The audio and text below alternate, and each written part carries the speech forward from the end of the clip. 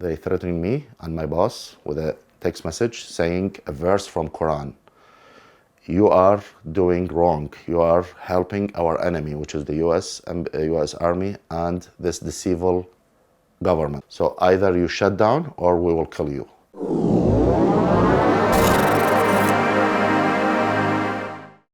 My family was a normal, devout Muslims. They are praying. They have fasting during Ramadan. My father was a Muslim, but I never saw him praying. And when I was at the age 13, I can see in my high school and in my elementary school that we have Islamic lessons for us that taught us about the cultures and about the Prophet Muhammad. Like I can see a lot of them, they are praying. So I got jealous, I don't know, by my own. So nobody pushed me. So I got that. I think I wanted to connect with God, with Allah at that time. So I don't need that emptiness to be there when I become like an adult or teenage and starting to understand everything. So I asked him, Dad, why are you not praying? He said, son, it's from the heart.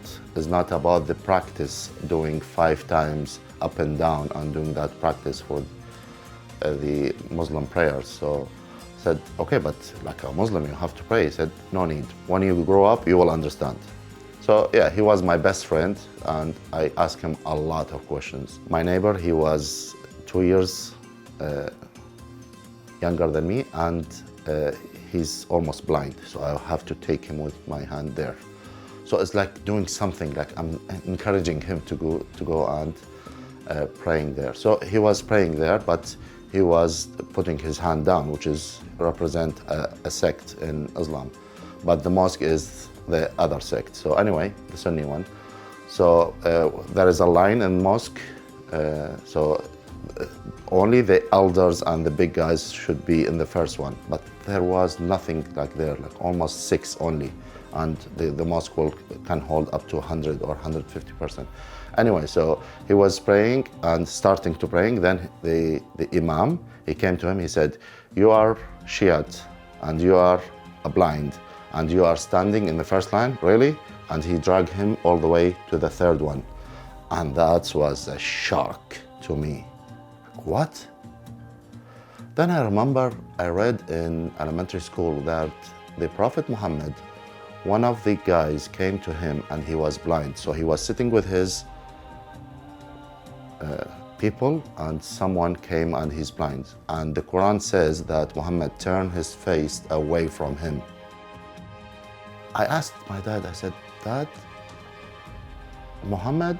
Prophet Muhammad should be the last prophet and he's the last revelation from God. Why do you think he did that? The Quran said he's the best of morality in him.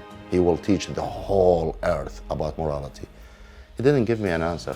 My father knows English and we talked between us English, but I never really like studying that English. Anyway, so I used that English with the foreign companies. So I was selling to the US embassy, foreign embassies, NATO in Iraq, in Baghdad, and all the US Army who will come with their Humvees in front of our showroom, and I'm starting to selling them.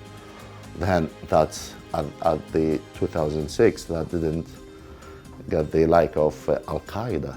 They threatened me and my boss with a text message saying a verse from Quran.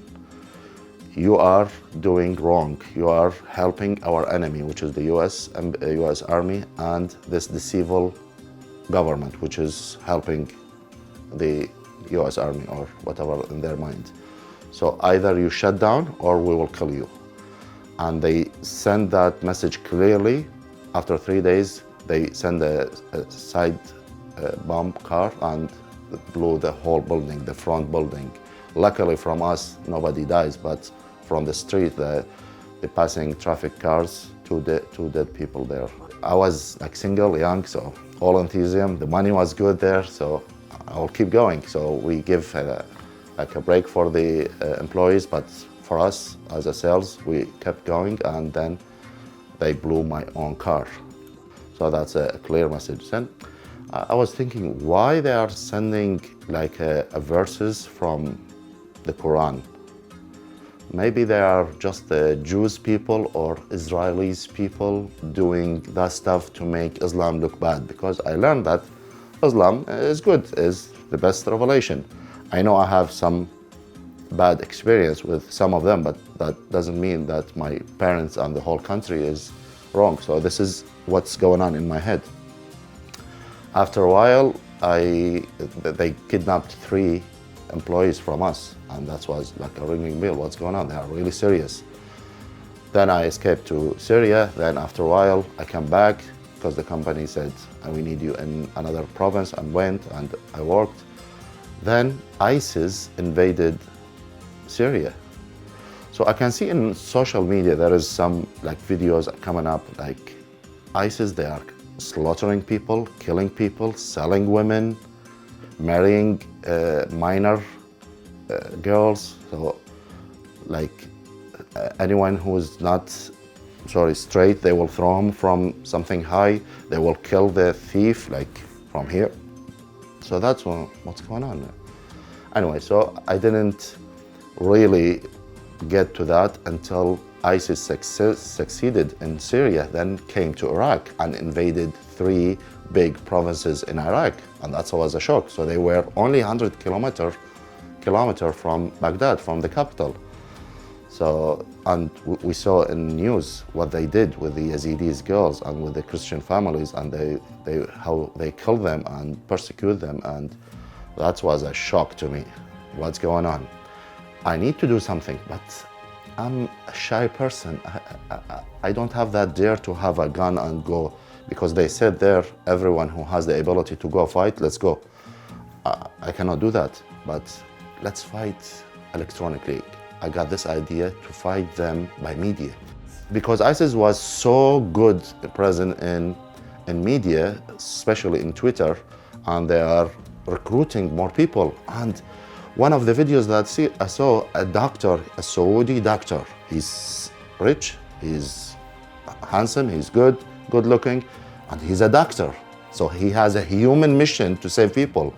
And I saw his picture later and his movie, like clips to him doing this, like shahada, and killing people, like slaughtering people. So, that is something really deep, and I have to study. So in order to report these accounts in Twitter, I have to read every single state there, like what's going on. I can see they're like present in Twitter, like thousands of accounts, and sharing all the bombing and slaughtering of people and asking people more to come. I heard from Morocco, Tunisia, Algeria, Egypt, Tunis, Afghanistan, Shishan, whatever, like any Muslim will come, and they come, even from Europe, even from the US. So yeah, I was reporting them, so I read every single verse and how connected to Islam. Then I said, okay, let's go to Muhammad. Did Muhammad, the Prophet, the good example, did all of what ISIS is doing? Unfortunately, yes. And it was a shock. Like something like really struggling to convince myself, is that true? So I didn't believe then in all the Arabic sources online. I went even to the British library, and because I know English, I read the translation there, or the original script that they have like as a copies there in their British library. No, Muhammad did what ISIS did. So when ISIS came to Syria, like I read about Islam, but I wasn't sure. But when ISIS came to Iraq and I saw with my own eyes and all clips and all people testimonies, no, I understand. But I didn't say this is Islam or this is the real Islam of ISIS. No, I read everything, all the hadiths, all the seerah, all the Quran verses, all the explanation, all the stories. So every single verse in Quran written there, I know it's a lot of them repeated, but every single verse has an incident there. They called why this verse downloaded from Allah. So there is an incident or story. So when I read a story, it's all about killing. I went all the way to be an agnostic. Yeah, so like I hated Allah more.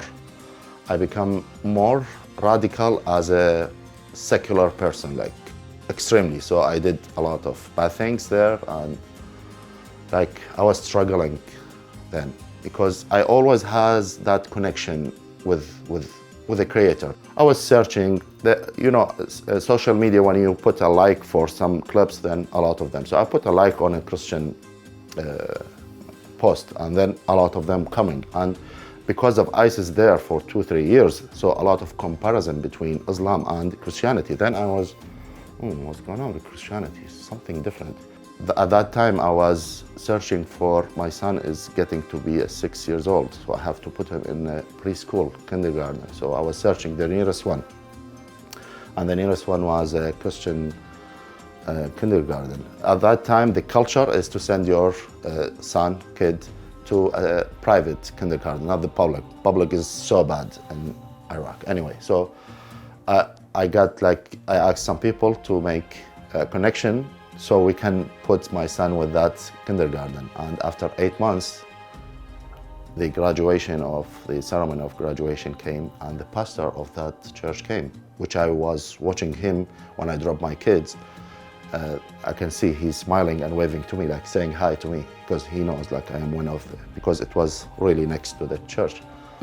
So he was like greeting us as a families of parents of the kids, and saying, yeah, our kids, it's our responsibility. They are stubborn. Please provide them with love. Don't hit them. Don't do that, because even these kids, like precious for us, but we have to even pray for the enemy outside. Even we are praying for ISIS. So I put my hands up. I said, you mean kill them? He said, no. I said, they are killing our people. So how you are saying this? So he was next to us. He wasn't preaching there. He was like with the family inside the church. But like I said to him, they are killing us. So we need to arrest them and put them in trials, and the judge will execute them. Like he said, they are normal people created on the image of God. And we should, as Christians, we should pray for them, because that ISIS member, there is an ideology in his mind. If you remove that chain, you will free him and he will become like you and me. So that's he struck me like, what's going on? What's so special about Christianity that Christ asked his followers to pray for the enemies? So I read about Christianity. I didn't know where to start, from the Old Testament, New Testament, which one to read from. So I was like hesitating. My heart wanted, but my mind said no. If you go and ask that pastor, he will reject you, because I was like projecting on my mind. Oh, the same with the mosque. You remember that blind guy? The imam rejected me and rejected him and sent him back. So maybe anyone strange will come to the mosque, he will send him back. So maybe this one.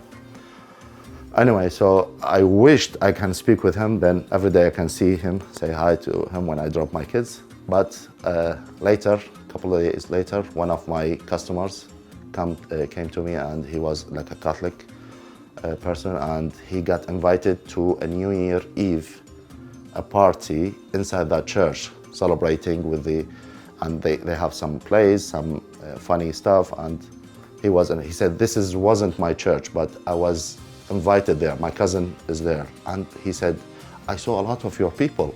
I said, who's my people? Said, Muslim people. I said, where? He said, inside the church. I said, you saw Muslim people inside church? Are they allowed? He said, of course. Our church, we cannot accept Muslim people to come during our service, but this church that I went, evangelical church, no, they accepted. So I said, that's awesome. Where is that church? He said, next to your son's kindergarten. I said, really? Oh, that pastor, I know him. That's awesome. So I got that encouragement that next day I will ask him. And literally that's what happened. Next day, I dropped my son. I saw him coming, like same time that he comes to the church, and I will drop my son.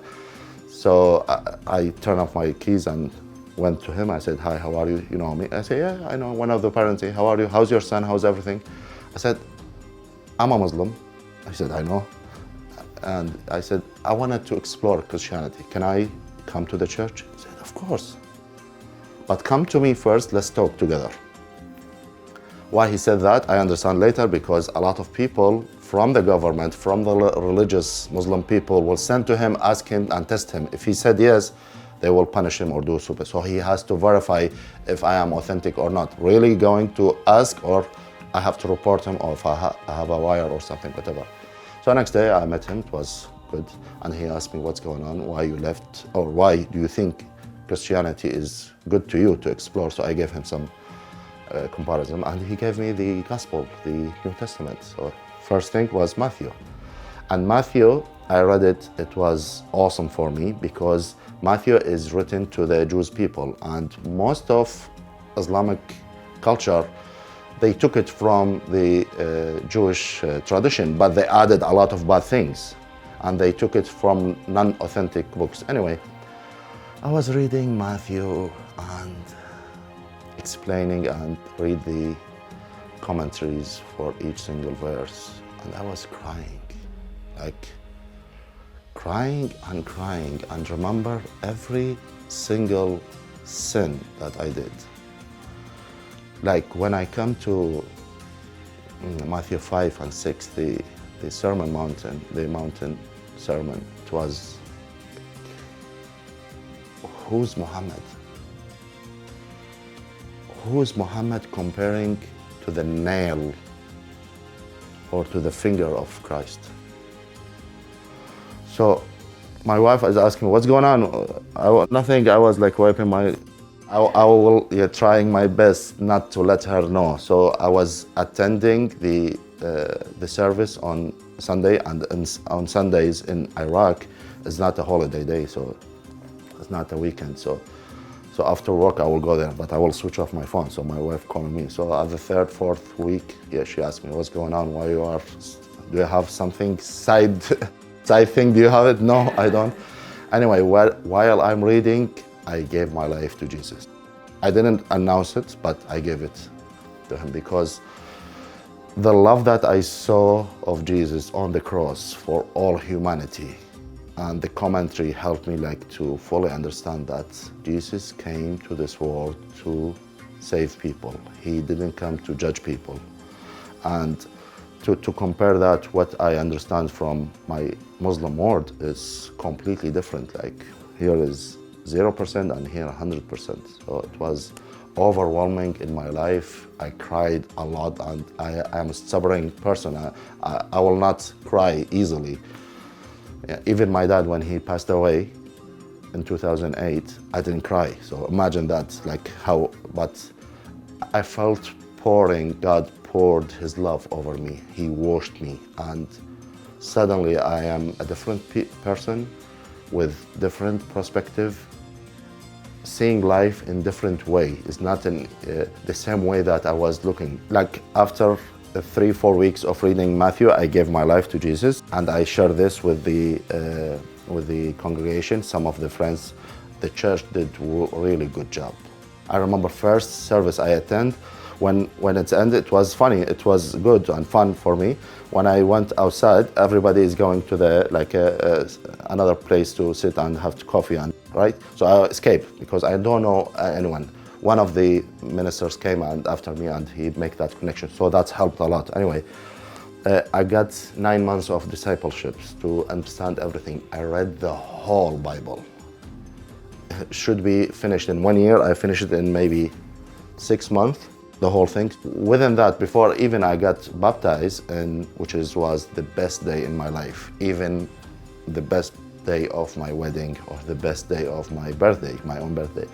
So I was sharing with my co-workers, other managers at the company, because I can see like I'm filled with the Holy Spirit, love and hope, and I want to share something with them. So I tried my best with them, and my boss heard about that from his sons, and he cut my salary. I was living with the company provided house for 2 years, because I received a threat before. So he went proactively to all the other months that I didn't pay for the rent, and he asked me to pay that rent. So anyway, so he persecuted me, and one of the other manager, he said, Ihsan, imagine that the other service shop, if they understand what you did, what you are proclaiming about Jesus, about Christ, and you are doing this, they will kill you. So it was an indirect kill threat to me, yeah.